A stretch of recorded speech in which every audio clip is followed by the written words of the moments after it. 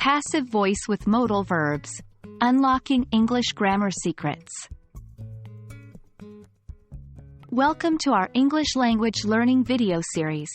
In this episode, we will dive into the fascinating world of passive voice with modal verbs. Understanding how to use passive voice with modal verbs will greatly enhance your English grammar skills. So, let's get started. Before we delve into passive voice with modal verbs, let's quickly review what passive voice is. In English, sentences can be constructed in two ways: active voice and passive voice.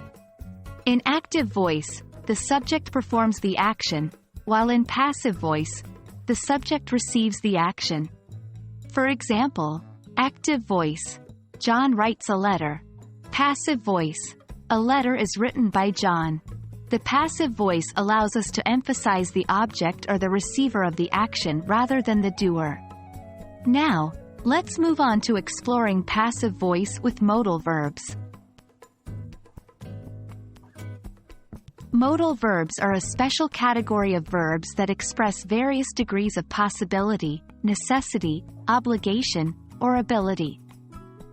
Some common modal verbs include can, could, may, might, must, should, and would. These verbs often accompany the base form of the main verb and play a significant role in constructing passive voice sentences.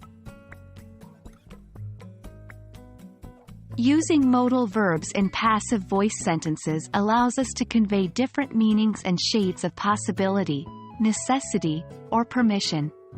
Let's look at some examples to illustrate this. Active voice, you should clean your room. Passive voice, your room should be cleaned by you. In the passive voice example, we can see that the modal verb should is retained, but the main verb clean is transformed into its past participle form, cleaned. Additionally, we have the option to include or omit the agent, the doer of the action, in passive voice sentences. Modal verbs can also be used in different tenses when constructing passive voice sentences. Let's consider the following examples. Active voice, she will have to complete the task. Passive voice, the task will have to be completed by her. Here, we see the modal verb will combined with the main verb have to complete in the active voice.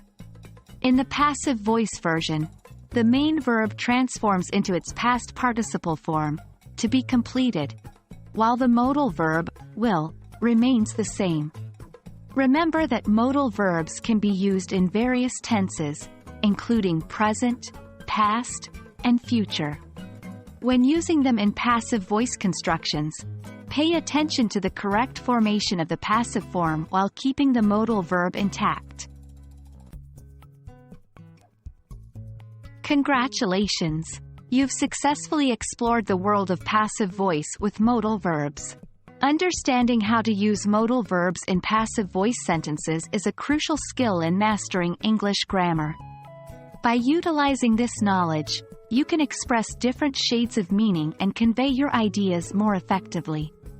We hope this video has been helpful in enhancing your English language learning journey. Keep practicing and exploring the depths of English grammar.